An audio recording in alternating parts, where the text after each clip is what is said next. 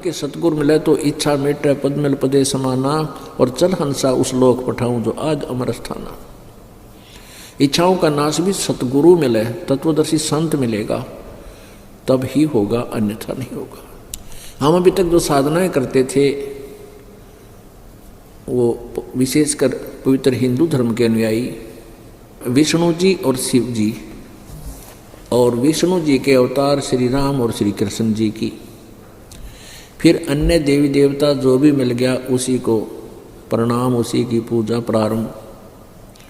हम अनन्य मन से भक्ति नहीं कर रहे थे, हम व्यभिचारणी भक्ति कर रहे थे। व्यभिचारणी, और हमें अव्यभिचारणी भक्ति से परमात्मा प्राप्ति होगी। गीता जी इसकी साक्षी है। गीता जी में क्या लिखा है कि जो रजगुण ब्रह्मा, सदगुण विष्णु, तमगुण शिव जी, जो केवल इन्हीं तक की पूजा करते हैं, साधना करते हैं, इनसे अतिरिक्त किसी की ज्ञान को, किसी भगवान को जानने मानने को तैयार नहीं, वो राक्षस स्वभाव को धारण किए हुए मनुष्यों में नीच दूषित कर्म करने वाले मूर्ख कहे गए हैं। परमात्मा ने विश्लेषण दिया कि जैसे रजगुण ब्रह्मा जी की साधना की थी हिरण्यकशिपु ने, साधना करके के जुल्म किए, अपने ही पुत्र का शत्रु हो गया। प्रहलाद के साथ वो घोर अत्याचार किए, राक्षस कहलाया और कुत्ते वाली मौत मरा। एक तो भक्ति करें, उस भक्ति से ये प्रतिफल मिलता है। अब क्या बताया परमात्मा ने कि हिरण्याकुश छाती तोड़वाई, हिरण्यकशिपु छाती तोड़वाई और ब्राह्मण बाणा और कर्म कसाई। ब्राह्मण का अर्थ होता साधक। एक ब्राह्मण का वैसे सीधा अर्थ होता ब्राह्मण सोए जो ब्रह्म पहचाने, जो भगवान को पहचान ले, जिसकी परमात्मा में लगन लग जा कि भाई परमात्मा की भक्ति के बिना इस पृथ्वी पर कुछ भी को नहीं, यह मनुष्य जीवन व्यर्थ है यदि साधना नहीं की। इसको ये सारे ब्राह्मण की डेफिनेशन में आते हैं। तो एक तरफ तो भगत बनया, साधना करी, ब्राह्मण बाणा और कर्म कसाई, काम कसाई कैसे, हिरण्यकशिपु छाती तड़वाई और ब्राह्मण बाणा और कर्म कसाई। तो रजगुण ब्रह्मा जी के का उपासक हिरण्यकशिपु वो जुल्म किया और राक्षस कहलाया। फिर तमगुण शंकर जी का उपासक रावण था, उसने के जुल्म किए। ऐसी साधना की तुम 7 जन्म नहीं कर सकते। उसने अपना यहाँ से काट के शरीर शंकर भगवान, तमोगुण शंकर भगवान के चरणों में समर्पित कर दिया। इतनी शक्ति इन भगवानों में है, वो ज्यों का त्यों फिर जीवित कर दिया। फिर ऐसे 10 बार काट कर दिया, 10 बार वापस दे दिया और अंत में के जुल्म किया, पर स्त्री को उठा लाया। क्योंकि दुर्गा ने ही 3 रूप धारण किए थे। दुर्गा जगत जननी कहलाती है, उसी के 3 अंश वचन से ये उत्पन्न हुई थी, जिसको सावित्री ब्रह्मा से शादी कर दी, लक्ष्मी का विष्णु जी से ब्याह कर दिया और पार्वती का शिव जी से नाता जोड़ दिया था। तो यहाँ बताया है कि अपनी ही माता को यानी लक्ष्मी को उठा लाया, सीता जी को। राक्षस जैसे कर्म किए, दूषित कर्म, इससे बुंडा कर्म और के करेगा यो। राक्षस स्वभाव को धारण किया हुआ मनुष्यों में नीच दूषित कर्म करने वाले मूर्ख, ये 4 उपमा दी हैं। ये चारों रावण के अंदर लागू होती हैं, जो तमोगुण शिव का उपासक था। एक भस्मागिरी नाम का उपासक है, गिरिपुरी सन्यासी, औगड़ नागा, ये सारे शिव जी के उपासक हैं, तमोगुण शिव के। तो एक भस्मागिरी नाम का एक साधक था, भगवान शिव जी के द्वार पर सामने ऊपर को पैर नीचे को सिर, सिरासन लगा के 12 वर्ष तक साधना की, तपस्या की।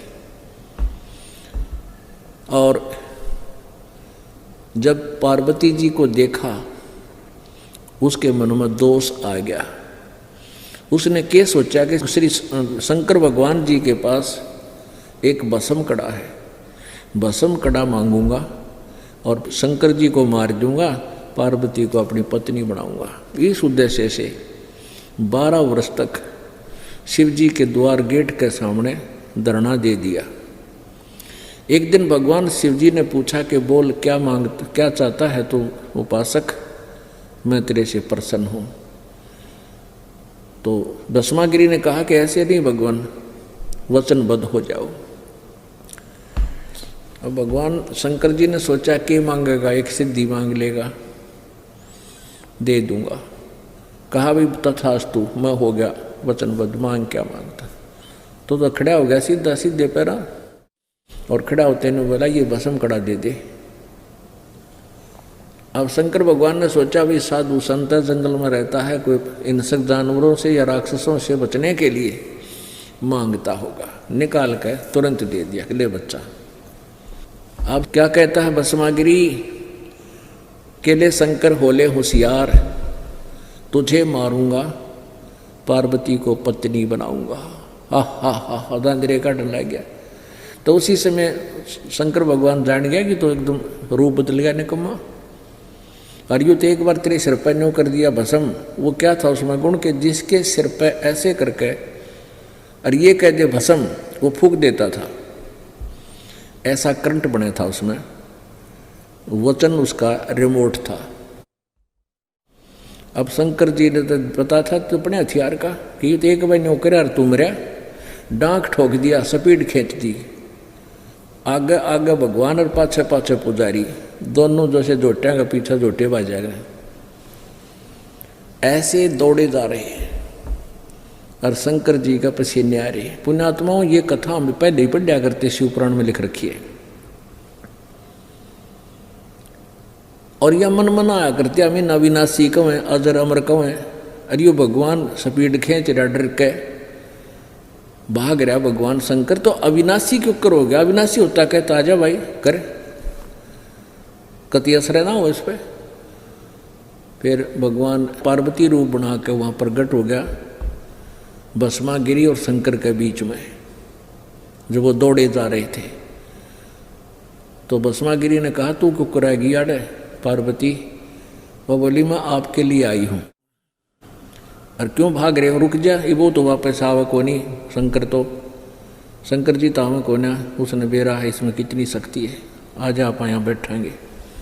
वो तो खाड़े पार्वती खातिर कर रहा था, उड़े रुक गया, ला दिया फुल ब्रेक, वहीं रुक गया। और फिर पार्वती रूप में भगवान ने कहा कि मुझे डांस करके दिखा, कुछ प्यार कर। भस्मागिरी कहने लगा मैं तो साधु तपस्या करनी आदमी हूँ, मैंने डांस डोंस ना करना आता। अब पार्वती रूप में भगवान ने कहा कि आजा मैं सिखाऊंगी, इस पैर न आगे कर, इस पैर न पीछे कर, इस हाथ ने ऐसे कर, इसने ऐसे कर, इस हाथ को और ऊपर कर। जिस हाथ में वो कड़ा ले रहा था ना, भस्म कड़ा, कहने लगी और कर और कर। जब शर्पा लिया नो कह दिया भस्म, और भस्मागिरी का टंटा काटा। अब उस भस्म कड़ा ने ठाके भगवान विष्णु रूप धारण करके पूर्ण परमात्मा शंकर जी के सामने खड़ा है। उसका भाज्या जो था नो कति स्पीड थे आगे पहुंचे, कहने लगे रुक जा भोलेनाथ, ए शंकर जी रुक जा। अकाजा भाग ले विष्णु, भाजा भाजा मर गया हंसते। अब क्या हो गया? भाग ले बस पीछे, आजा भागता भागता बताऊंगा। तो भगवान विष्णु कहने लगा जिस डर से तुम भाग रहे हो उसको मैंने मार दिया। उसका ना जच्चा भगवान शंकर कह नो कैसे मार दिया?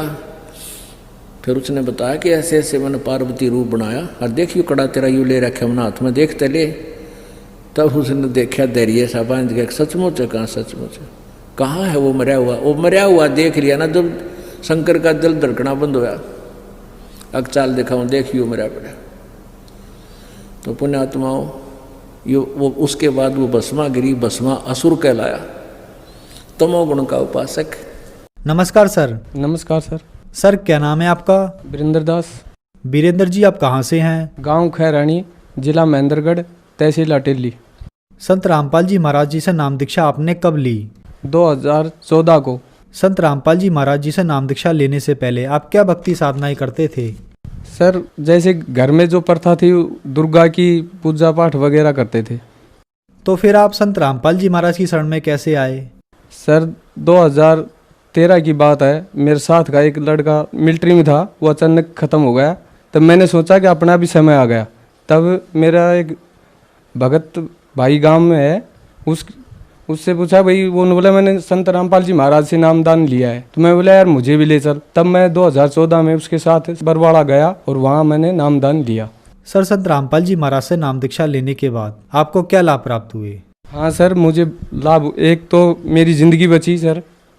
मैं सुबह उठ के अटेली जा रहा था, तो मैं रास्ते में मुझे नींद आ गई। मैं फर्स्ट नाम भी ले रहा था, संत रामपाल जी महाराज ने जो नाम दिया था, तो मुझे नींद आ गई। मैं 5 किलोमीटर सोते हुआ चला गया नींद में ही, तो पेड़ से जाके गाड़ी टकरा गई और गाड़ी ख़त्म हो गई और मेरे थोड़ी सी पैरों पे खरोच आई।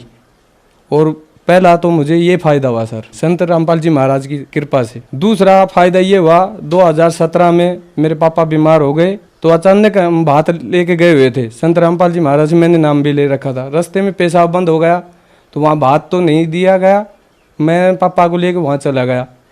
वहाँ उन्होंने बताया भाई पेशाब बंद है, तो वहाँ से मैं झूंझुनू गया। वहाँ से पेशाब, तो वहाँ चीरा वगैरह लगा दिया। फिर मैं नारनौल आया, यहाँ चेकअप वगैरह करवाया। तब उन्होंने कहा भाई आपके पापा के कैंसर है। मैंने 2017 में 7वां महीना की 2 तारीख को पापा को यहाँ चेकअप नारनौल करवाया। फिर वहाँ से मैं जयपुर गया, जयपुर उन्होंने कैंसर बताया। फिर पापा को यहाँ संत रामपाल जी महाराज से नाम दुआया और आज मेरे पापा संत रामपाल जी महाराज की कृपा से एकदम स्वस्थ हैं। 82 साल की एज है। दवाई वगैरह तो थोड़ी बहुत दवाई थी, ऑपरेशन पहले करवा दिया, नामदान से पहले ऑपरेशन करवा दिया था, पर कैंसर संत रामपाल जी महाराज की कृपा से ही ठीक हुई। कैंसर की रिपोर्ट भी है, सारी चीज़ है, 2 साल की सब कुछ आप भी देख सकते हैं। कैंसर की रिपोर्ट वगैरह सारी चीज़ मेरे पास है और घर में छोटे मोटे तो लाभ होते ही रहते हैं। सर संत रामपाल जी महाराज से नाम दीक्षा लेने के बाद आपको बहुत सारे लाभ प्राप्त हुए। तो जो दर्शक आज आपको देख रहे हैं, अगर उनमें से भी कोई कैंसर की बीमारी से ग्रस्त है या किसी अन्य बीमारी से ग्रस्त है, उनके लिए आप क्या कहना चाहेंगे?